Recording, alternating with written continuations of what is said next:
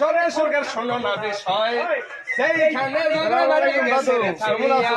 সেইখানে কেন ঝগড়া করো তোমার দেখো আমরা বাবে বাবে